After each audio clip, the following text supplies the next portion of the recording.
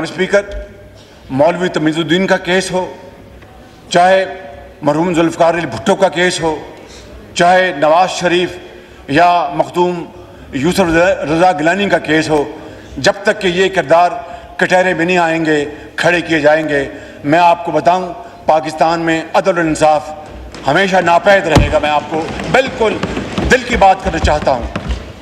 जनाब स्पीकर, मैं आपका ज़्यादा वक्त नहीं लेना चाहता। मैं ये आखिर में कहना चाहता हूं जनाब स्पीकर कि हमें इस मुल्क को बनाने के लिए जो जिम्मेदारी दी गई है वो काम हमें करने दिया जाए। हमें इन भंबल भूसियों में ना हमें अपना उसमें उलझाया जाए। मैं अगर गलत कहा तो माफ़ी चाहता हूँ। चले। और जनाब स्पीकर, बड़े अदब से आपकी खिदमत में गुजारिश करूँगा और मेरी इस गुजारिश को ज़रूर पज़िराई बख्शें। हमें तो बेबुनियाद जेलों में भिजवाया गया, हमने वो जेलें काटी।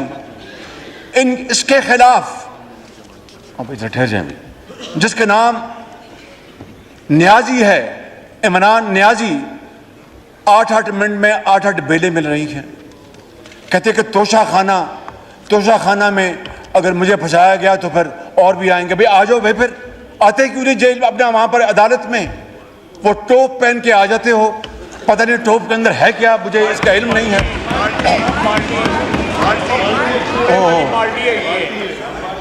बाल्टी पर, अच्छा बाल्टी है वो, अच्छा मैं समझा कि वो टोप है। मैं आई एम सॉरी जनाब स्पीकर, वो बाल्टी या टोप पहन के आ जाते हैं।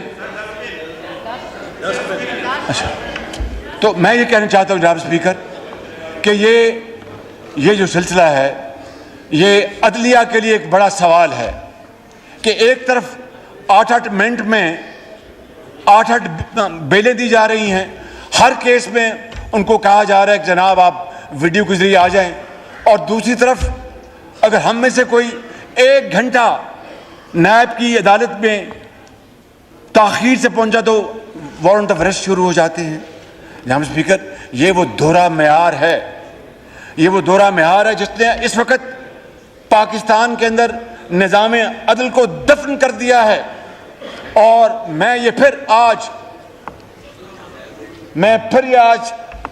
आपकी खिदमत में ये बात रखना चाहता हूँ और आपके तोसत से अदालत उज़्मा से पूछना चाहता हूँ कि हमारे यहाँ तो नायब न्याजी गठजोड़ का एक झूठा एक पर्चा इशू होता था तो रातों रात छापे पड़ते थे।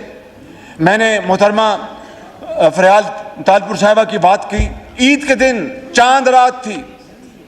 मैं अपनी बात नहीं करना चाहता, लेकिन दिल दुखता है जब मेरी बेटियों के घरों को जनाब स्पीकर पुलिस ने घेरे में ले लिया। जनाब स्पीकर, इनके गोद में एक जज बैठा है जिसके खिलाफ अरबों रुपए के संगीन करप्शन के इल्जामात हैं। उनका क्या किया इन्होंने कितने जजों को करप्शन के ऊपर घर भिजवाया? जनाब स्पीकर, पहले अपने गले में झांकना होगा, अपना एहतसाब करना होगा, फिर आप किसी और से पूछें, फिर आपको इज्जत भी मिलेगी और पजीराई भी मिलेगी। मैं समझता हूं कि आज पूरी कौम ये जानना चाहती है। जनाब स्पीकर, मैं अगले दिन कोट लखपत जेल में गया। बिलावल भुट्टो साहब भी एक दफ़ा आए थे, उनको मैंने सूप पिलाया था वहाँ पे, और उन्होंने सूप की बड़ी तारीफ़ की थी कि शहबाज शरीफ साहब आपने बड़ा अच्छा सूप पिलाया है। मैंने दिल में दुआ की कि अल्लाह ताला खैर करे, आप खैरियत से यहाँ से जाएं। सूप मैंने जो पिलाया है वो बड़ी मोहब्बत से पिलाया आपको। जनाब स्पीकर, वहाँ पर सैकड़ों कैदी मौजूद हैं जिनकी जमानतों की बेलें 8-8 साल से सुनी नहीं गई। यहाँ पर एक लाडले के लिए सुओ मोटो आ जाता है। जनाब स्पीकर, ये जो सुओ मोटो जो है ना जनाब speaker, this has to be corrected. और आज उस कानून को इन्होंने कह दिया है कि यह कानून जामद रहेगा जब तक कि अदालत फैसला नहीं करती। ये इंसाफ नहीं है, ये सीना जोरी है। ये सीना जोरी जनाब स्पीकर कि इस पार्लियामान के तकद्दुस को चैलेंज किया जा रहा है, पार्लियामान की आईनी हैसियत को चैलेंज किया जा रहा है, उनसे पूछगिछ की जा रही है। जनाब स्पीकर, मैं यहाँ पर अल्लाह ताला का एक खताकार बंदे के तौर पर खड़ा हूँ। मैं ख़ितामन ये कहूँगा कि पार्लियामान की इज़्ज़त तौक़ीर और उसके एहतराम, उसके आईनी इख्तियार को दुनिया की कोई ताकत नहीं छीन सकती। ये इंशाअल्लाह इख्तियार इनके पास रहेगा, ये इस्तेमाल करेंगे और ये पाकिस्तान इसी ऐसी ही आइंदा आने वाली मुंतखब पार्लियामान की बदौलत इंशाअल्लाह तरक्की करेगा। मैं आपका और आप सबका एक मरतबा फिर शुक्रिया अदा करता हूँ और ये कहना चाहूँगा कि इंशाअल्लाह मैं इस पार्लियामान का हिस्सा हूँ, मैं आपके साथ खड़ा हूँ, आपके साथ रहूँगा। पाकिस्तान पाइंदाबाद। शुक्रिया।